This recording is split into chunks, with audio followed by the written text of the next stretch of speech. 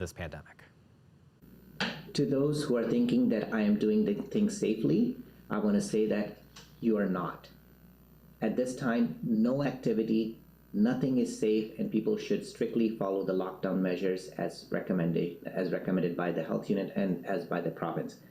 If we really want this region to move forward safely, we have to take actions right now, and it starts from every one of us. Today, there are 103 people in hospital with a case of COVID-19. 15 have a case that requires critical care. They're in the ICU. Since the start of the pandemic, 167 people have died of COVID-19. And today, we are reporting the highest number since the beginning of all of this. So we're hearing more stories about the people Windsor-Essex has lost due to COVID-19. A personal support worker in Windsor who tested positive has died. She was 60 years old. CBC's Dale Molnar reports. Sheila Yakovic worked at the Berkshire Care Centre on Dougal Avenue for almost 32 years. Shelley Smith was a longtime friend and worked with her for 30 years. She is also the vice president of the Unifor Union, representing the workers there. She was a great woman. She was very funny. She was fun-loving. She was very caring and compassionate. And of course, being a PSW, wanting to go to work and do her very best to take care of the residents. The executive director of the nursing home released this statement. "I will miss her persistent optimism and friendly hellos the most.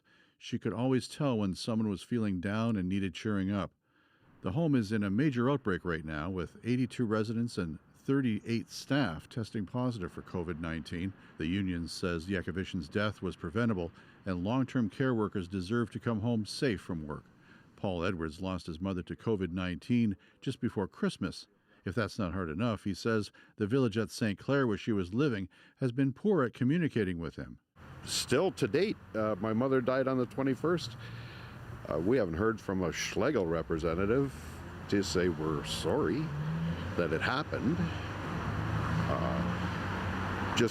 Yeah, you'll be able to get her stuff pretty soon. Here at the Windsor Mosque, they've lost 7 members to COVID-19, 3 just in the last 2 weeks. The imam says the 3 women were in their 70s, 80s, and 90s, but in good health. When somebody was not that ill or sick, and then all of a sudden, in a couple of days, without much preparation, die, that's what's the hard part. The Minister of Long-Term Care, Mary Lee Fullerton, has also sent her condolences in Sheila Yakovic's death. Dale Molnar, CBC News, Windsor. Now, the health unit had said last week that they expected the first vaccination shots for seniors at long-term care homes would start today. But for some, that shot came earlier than expected, New Year's Day. CBC's Sanjay Maru joins us now live. Sanjay, how many homes have received that vaccine so far?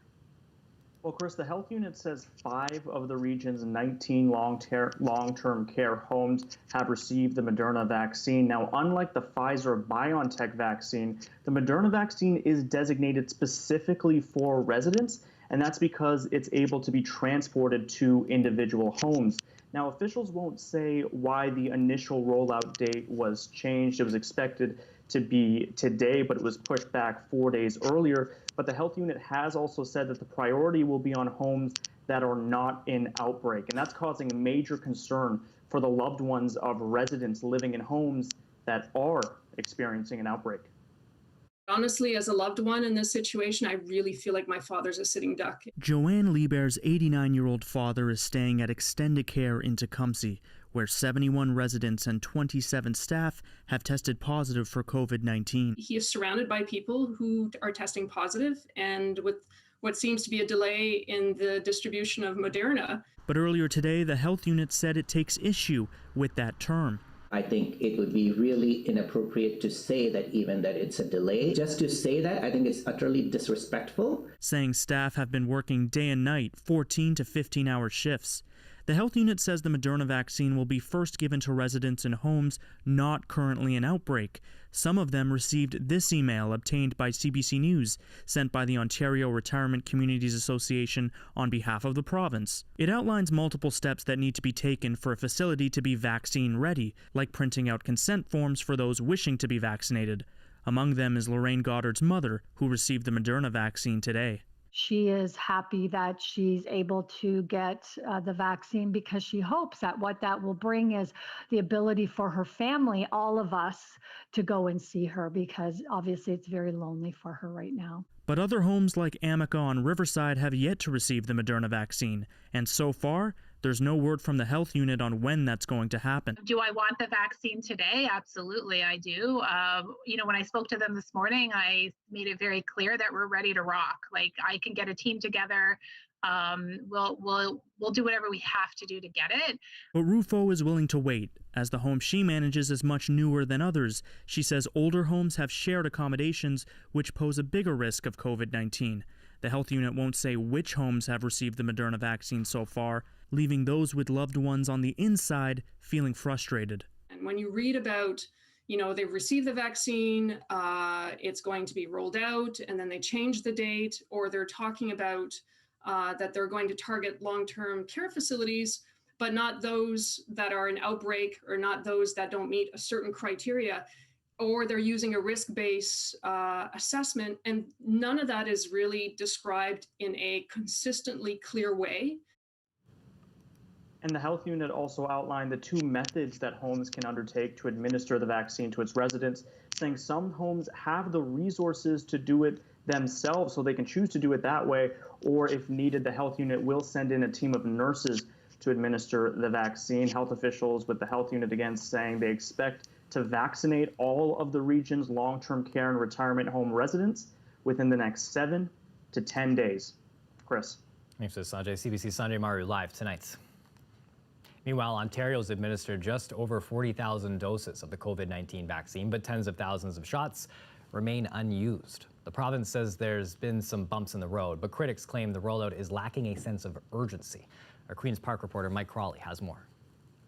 Yeah, how you feeling? I'm good. Long-term care worker Anita Quidonjan, with the Premier and Health Minister watching, gets her second and final dose of the Pfizer-BioNTech vaccine against COVID-19. She got her first shot exactly 3 weeks ago. Since then, the number of vaccine doses administered in Ontario is actually fewer than the number of new COVID-19 infections around the province. With any rollout that we've had throughout this pandemic, there's a few bumps in the road. The vaccine rollout has been disappointing in terms of its speed. We really have to get those vaccines from the freezers into people's arms.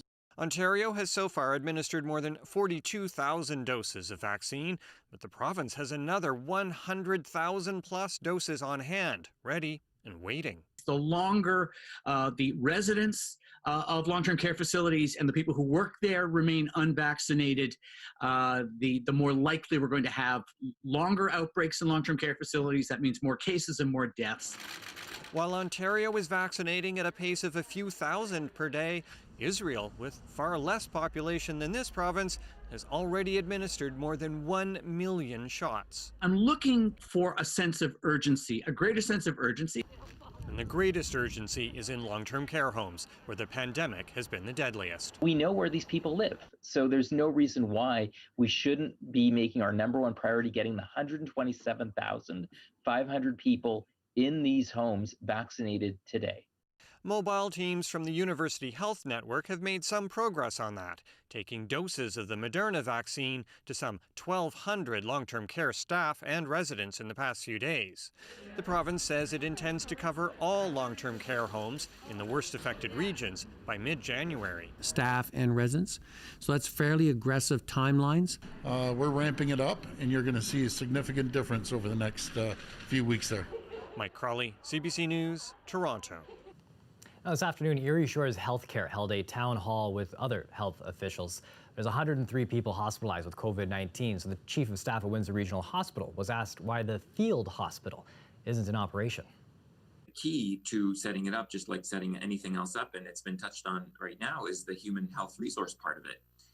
Everybody is stretched to the limit. We have a finite number of staff who could work and be at the field hospital. But everybody is stretched so far out that it's nearly impossible right now. You know, we're running 2 assessment centers at Windsor Regional Hospital right now. Our inpatient volumes are very high, 100% or more. Our ICU capacity is over capacity, where we're starting to use beds outside of the ICU to house critical care patients. And again, it's not just a matter of a physical bed.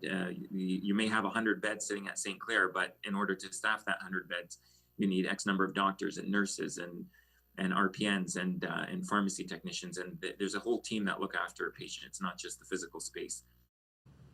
A growing number of politicians across Canada are coming under fire for traveling outside the country during the pandemic. Now, that includes federal MPs and a senator who ignored the government's own health advisories.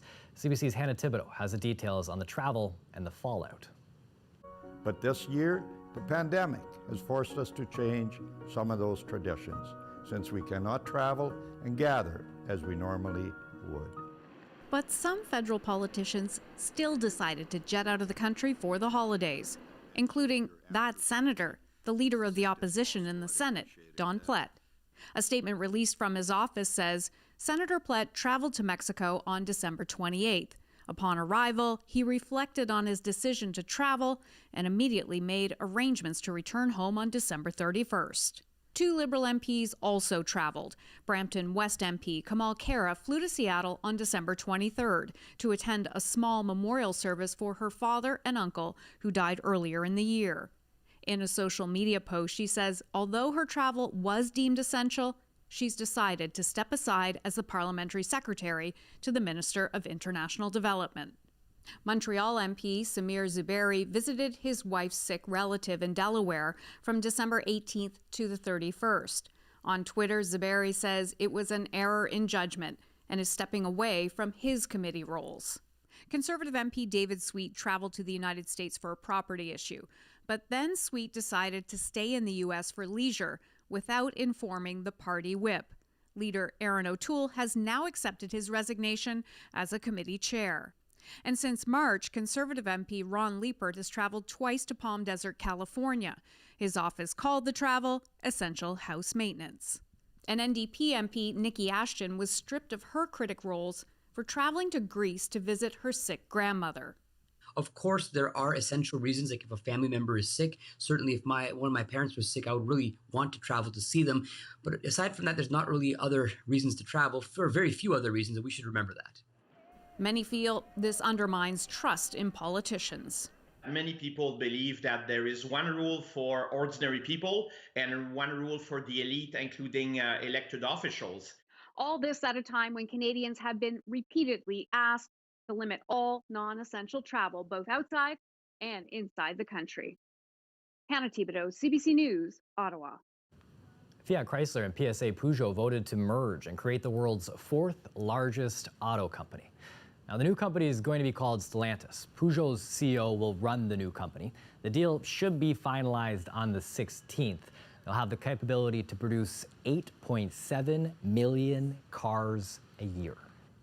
House prices in the region are expected to rise even more this year, which can be great for sellers, but not so much for first-time homebuyers. One realtor says it's still a good time to invest. CBC's Tamina Aziz reports. After many years of searching and bidding, Vanessa Plord and her husband finally bought their forever home, their second-time homebuyers. You've been, I guess, kind of in the market for a few years now. How would you compare the prices from when you first started to now, and how has the whole process been like for you?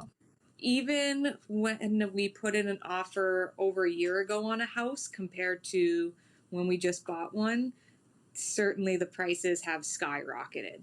But then that also helps us in return for when we're going to sell our house, because it's going to be worth more. She says they've been part of bidding wars in the past, something that this realtor says will likely not slow down this year. And because of the shortages of the inventory, I think the price growth will still be very strong entering 2021. She says sale prices will only continue to rise this year. Part of the reason? Population growth, the low mortgage interest rate, and the increased demand to own a home. The latest monthly report by the Windsor-Essex County Association of Realtors has the average sale price in the region at $420,000, about 24% more than the sale price in November 2019. Chen urges anyone who is able to afford to buy a home to do it now. Don't be scared of the price growth, the strong price growth. We are still in a very good market to be able to buy a home and be a homeowner. So 2021 is good. Saying it's still cheaper to buy property here than other cities in Canada. Tamina Aziz, CBC News, Windsor. We here at CBC Windsor want to thank you for all that you've done to help for our Sounds of the Season campaign. It was different than in years past, but you provided help for those people who need it the most. $30,000 is going to the Windsor-Essex Food Bank Association. Food also dropped off at a warehouse hub at the Unemployed Help Center. All of these donations, they make a difference in our community. Thank you for your help. A live look outside at the city of Windsor as we wait to see what the weather has in store for us. Hopefully a little bit of sun, but we will let Colette Kennedy break it all down next.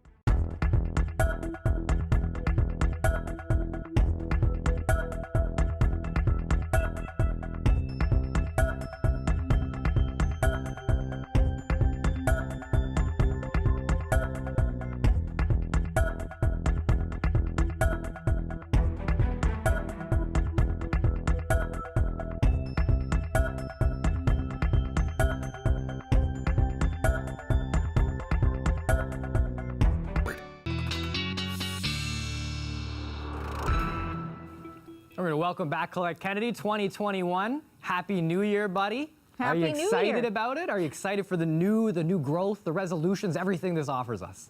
Yes. Did you make a resolution, a New Year's resolution? Just to smile more. Just like simple stuff, just like try and be happy when we can, because I think, as last year showed, it's kind of tough to plan things anymore. Exactly. So I think, yeah, baby steps, taking little ones. I made a resolution to be less pokey because I sometimes tease that I'm a little pokey, you know, when you got to go somewhere and it's like, okay, wait, I need my keys. Now where's my phone? I need a water bottle. Like, meanwhile, whoever you're going with is like out the door, waiting in the car. Yeah. So that's, I'm going to try and be a little less pokey. That's what I'm going for. Like I said, small baby steps here, folks. Let's just talk. If you like, you know, a lot of change in your weather pattern, we don't really have that for you at the moment. I mean, even in the temperature, 0 for our low, 1 for our high, and not necessarily seeing much change in the sky conditions either. But at least our overnight temperatures, they're not that cold. They are above seasonal. We'll see a little bit of patchy fog and some flurries, even a little bit of isolated freezing drizzle in some spots, especially closer to the lakeshore. So be aware of that tonight into tomorrow morning as well, because that could make it just a little bit slick. But these are your current temperatures. Like I said, just can't get much of a change in the temperature. The winds are fairly light. They give us a little bit of a wind chill, but -3, I think we can mostly tolerate that. It's harder to tolerate, I know, sometimes the gray skies. So a lot of cloud cover that is really hanging in there. And watch the models. I mean, they want to try and break things up a little bit further to the north off of our image here, but otherwise, really what we're seeing, not much moisture here. There's not active weather, but just this little bit of light flurry or drizzle activity that's being picked up. And I'm taking you not just through Tuesday, but I'm taking you into Wednesday as well. And we'll see changes elsewhere in the province, but it's going to be slower to make its way into southwestern Ontario. So really, I feel like it's more towards Thursday when we'll get into seeing some serious sunshine coming back and mixing with the cloud cover. Your lows tonight, -2, 2 for the high for Windsor for tomorrow. And just having a look as we look ahead, yes, the sun will come back. Do notice, though, our temperatures get a little bit closer to seasonal for those overnight lows. So some cooler air coming with the sun at the end of the week. No, something to keep an eye for. Thanks for this, Colette. You're welcome. In America, presidential pressure to find votes and overturn November's election results before crucial Senate election runoffs tomorrow. Well, more coming up.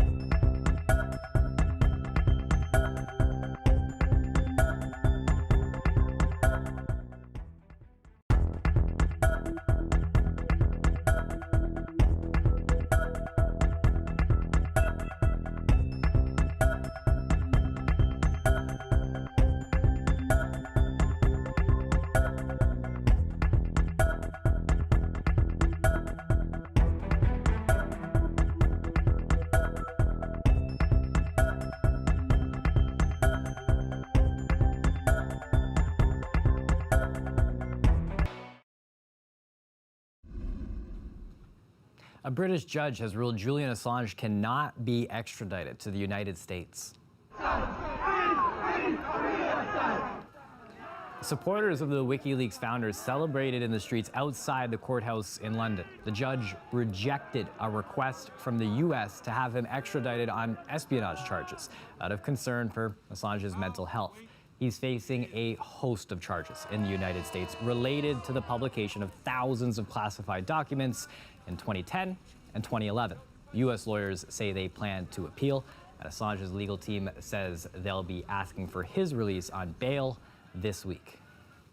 It's also a critical week in U.S. politics. There's a decisive Senate runoff election tomorrow in Georgia, and some Republicans will make another attempt to disrupt Joe Biden's confirmation a day after that. All this as Donald Trump is involved in a new controversy, with state officials in Georgia talking about a possible lawsuit. CBC's Katie Nicholson has the story.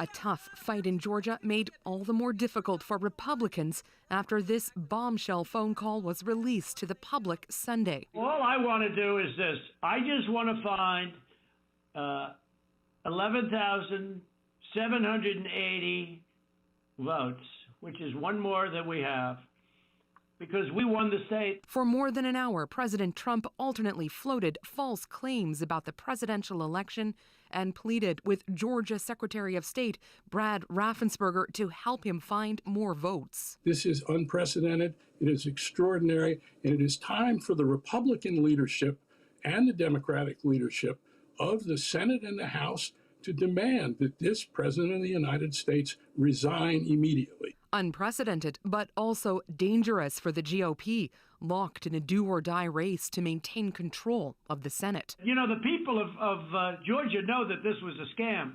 And because of what you've done to the president, a lot of people aren't going out to vote. Today, incumbent Republican Senator Kelly Loeffler was left trying to defend the integrity of this runoff election. We have 8,000 poll watchers right now so that Georgians can trust that their vote will be counted, and we've worked tirelessly at that.